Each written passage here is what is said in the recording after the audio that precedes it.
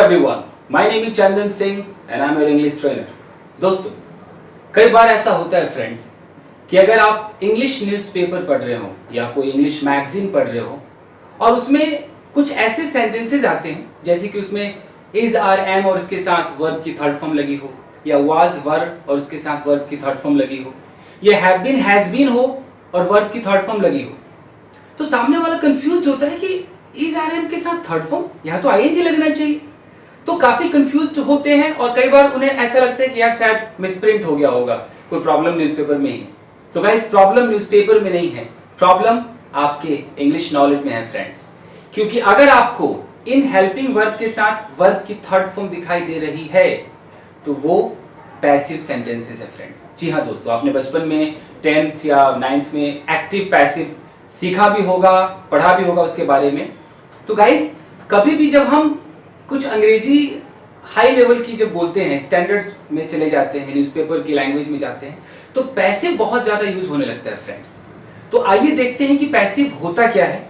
उससे पहले आपको एक्टिव के बारे में समझना बहुत जरूरी है। तो सबसे पहले एक्टिव को देखते हैं फ्रेंड्स। गाइस, मैंने यहाँ पर लिखा है कि एक्टिव क्या होता है, क्योंकि एक्टिव पैसिव दोनों नाम साथ में लिए जाते हैं। मान लीजिए कि एक सेंटेंस है कि भाई मैंने कल उसे थप्पड़ मारा। तो ध्यान से अगर सोचिए कि ये जो थप्पड़ मारा, ये किसने मारा? मैंने मारा। यानी कि सबसे पहले मुंह खोलते ही मैंने अपने आप को ब्लेम किया कि उसको थप्पड़ मारने वाला व्यक्ति कौन? मैं। तो अगर सेंटेंस किसी उस बंदे से शुरू हो जिसने इस काम को किया, वो कहलाता है सब्जेक्ट। आप हमेशा पढ़ते हो I, we, you, they, he, she, it, सारे सब्जेक्ट्स हैं। एक और एग्जांपल देखते हैं। मेरी माँ मेरे कपड़े धो रही थी, यानी कि मेरे कपड़े कौन धो रहा था? मेरी माँ। यानी कि कपड़े धोने का जो काम वो मेरी माँ कर रही थी, यानी कि मेरी माँ जो है वो एक सब्जेक्ट है। एक और एग्जांपल देखते हैं। चंदन अंग्रेजी सिखाता है, यानी कि अंग्रेजी सिखाने का जो काम है वो कौन करता है? चंदन। यानी कि ये एक सब्जेक्ट है। सो गाइस, जब भी हम कोई सेंटेंस बोलते हैं और सेंटेंस की शुरुआत ही हम सब्जेक्ट से करते हैं, उस सेंटेंस को एक्टिव सेंटेंस कहा जाता है। तो जब भी आप अंग्रेजी में बात करते हो फ्रेंड्स, आप ज्यादातर एक्टिव ही बोलते हो, क्योंकि आप मुंह खोलते ही पहले आई, यू, वी, दे ऐसे ही शुरुआत आप करते हैं। तो ये एक्टिव है।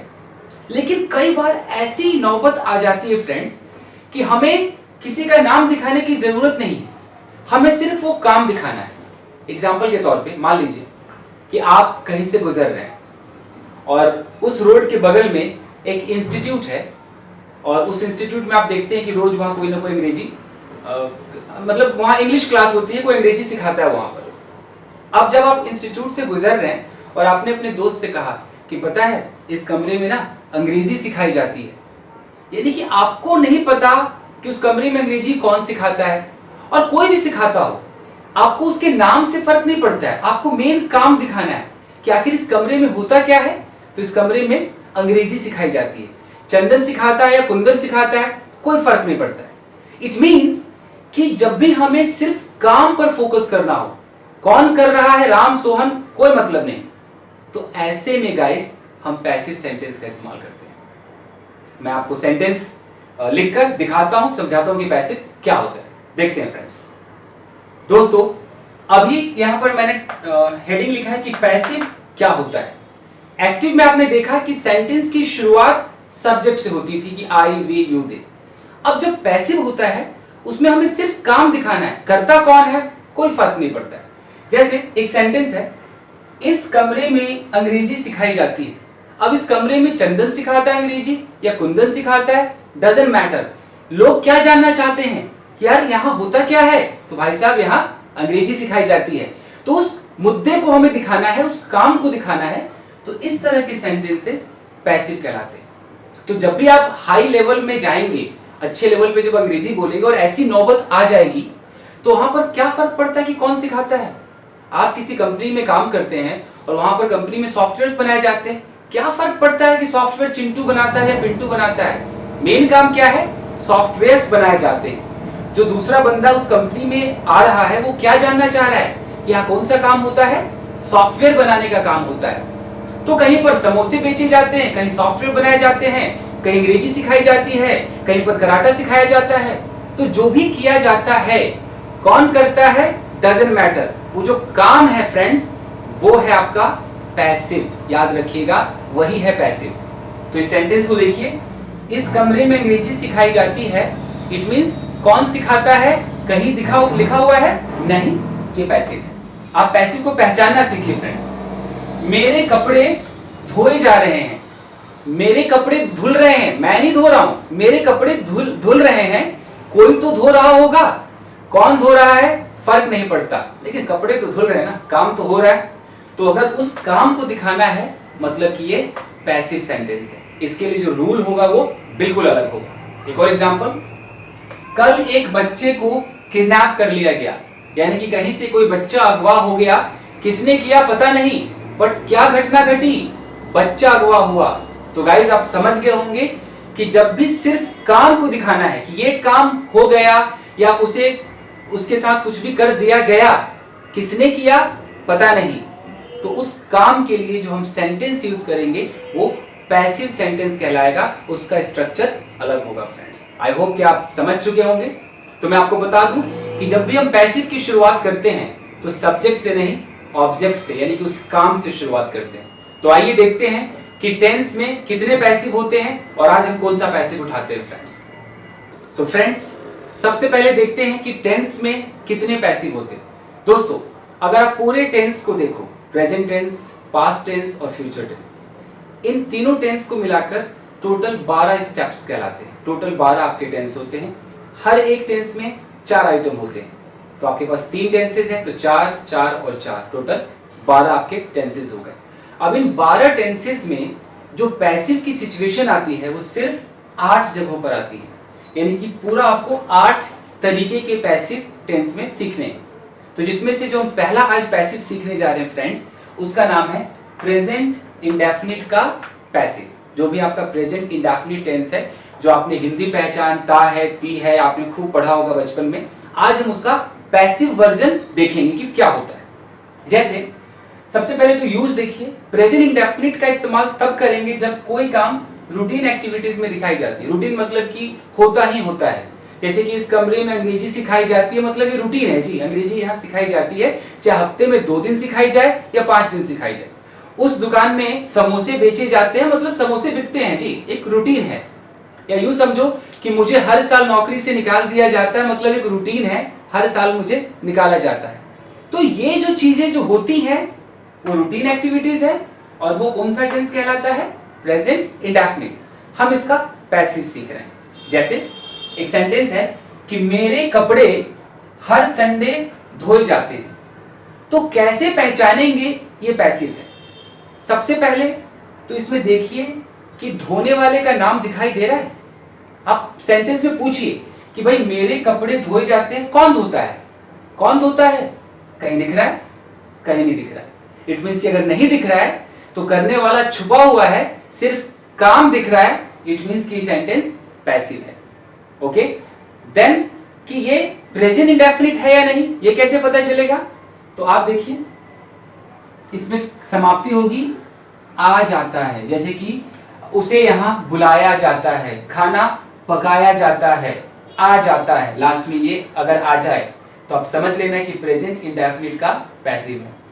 जैसे ई जाती है, गाड़ियां धोई जाती हैं, गाड़ियां बेची जाती हैं, खरीदी जाती हैं, ऐसे एक पहचान है। ए जाते हैं, ये बच्चे पढ़ाए जाते हैं, रोज ये पढ़ाए जाते हैं, इन्हें किताबें दी जाती हैं, तो फिर ई पे आ जाएगा। तो जो भी साउंड है वो आ, ई, ए, जाता है, जाती है, जाते हैं पे ही खत्म होगा। I hope you understand guys पहचान। अब देखते हैं रूल क्या होगा गाइस। तो मेरे कपड़े हर संडे धोए जाते हैं, सब्जेक्ट तो है ही नहीं, कौन धोता है पता नहीं। तो इस सेंटेंस में आपको सबसे पहले ऑब्जेक्ट ढूंढना है कि ऑब्जेक्ट क्या है।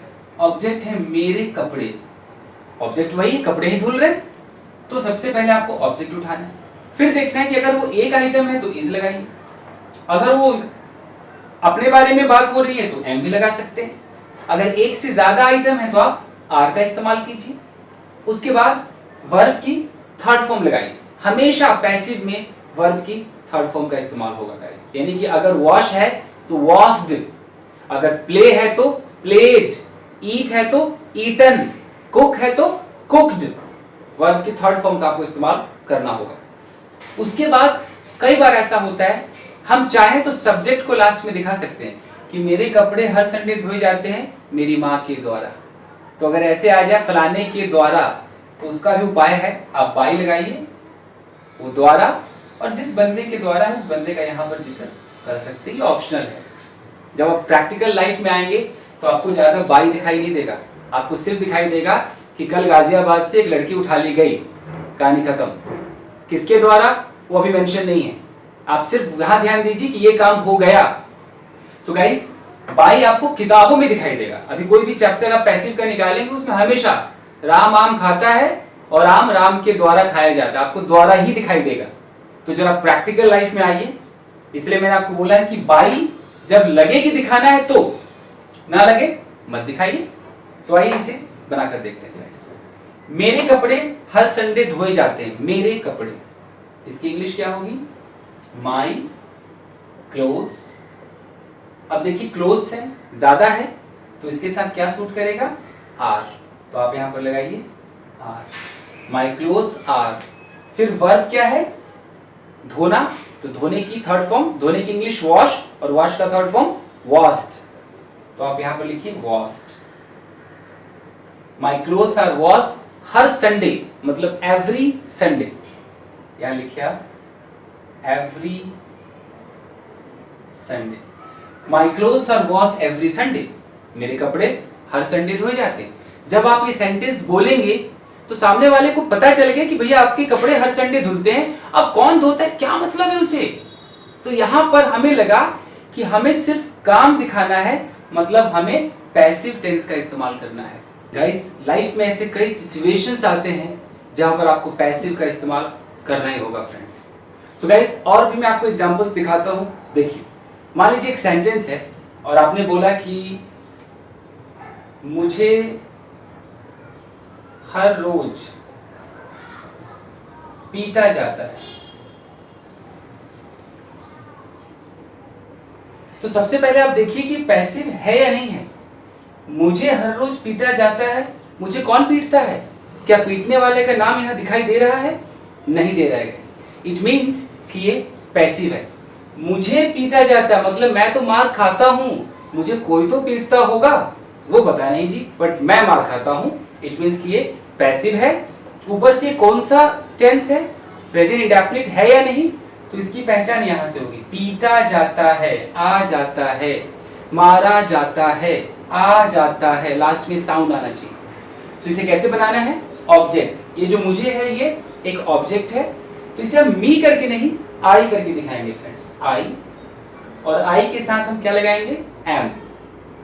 कंफ्यूज मत होइए, ये मत सोचिए कि यार आई तो सब्जेक्ट हमेशा बोलता है, आई सब्जेक्ट है और आई के साथ एम लगता है सब्जेक्ट में।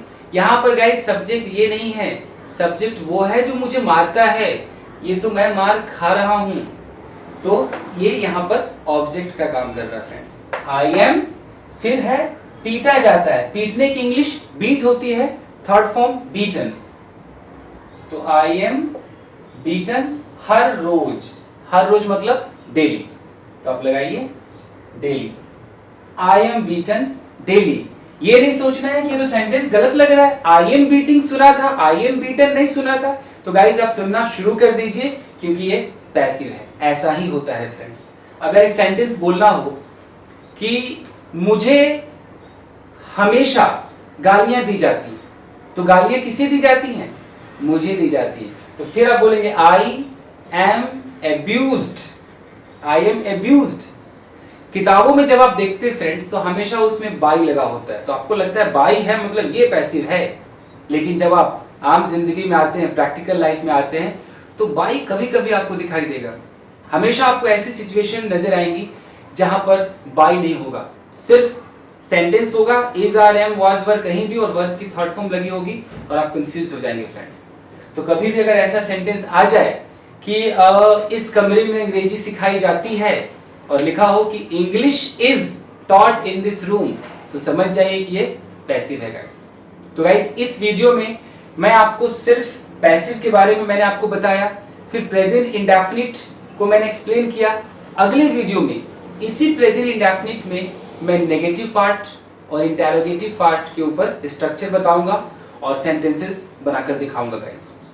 टिल देन गाइस अपना ख्याल रखें, प्रैक्टिस करते रहें, और जिन लोगों ने मेरे अब तक के वीडियोस नहीं देखे हैं वो इस वीडियो के डिस्क्रिप्शन बॉक्स में जाएं और मेरे सारे लिस्ट वहां पर दिए गए हैं, आप उसमें से किसी भी टॉपिक पर क्लिक करें और वीडियोस देख सकते हैं गाइस। और जिन्होंने अब तक सब्सक्राइब नहीं किया है प्लीज आप इसे सब्सक्राइब करें ताकि मेरे सारे वीडियोस आप तक पहुंच सके फ्रेंड्स। और सब्सक्राइब के बगल में वो जो बेल का साइन आता है, जो घंटी बना होता है, प्लीज घंटी पर भी क्लिक करें ताकि आपको नोटिफिकेशन मिलता रहे। सो गाइस आप इसका एक स्क्रीनशॉट ले लेना ताकि आप हमेशा उसे याद रखो, और मैं कुछ सेंटेंसेस बोलता हूं, आप उसे कोशिश कीजिए बनाने की। जैसे अगर सेंटेंस है कि मेरे कपड़े हर रोज धोए जाते हैं, तो my clothes are washed every day. उस कमरे में खाना पकाया जाता है, food is cooked in that room. मेरे भाई को रोज पीटा जाता है, my brother is beaten daily. मुझसे रोज कहा जाता है, I am told daily. So guys ऐसे बहुत सारे सेंटेंसेस आप सोचिए और इस स्ट्रक्चर का इस्तेमाल करके उसे बनाइए friends. Till then take care and keep practising. Thank you very much everyone.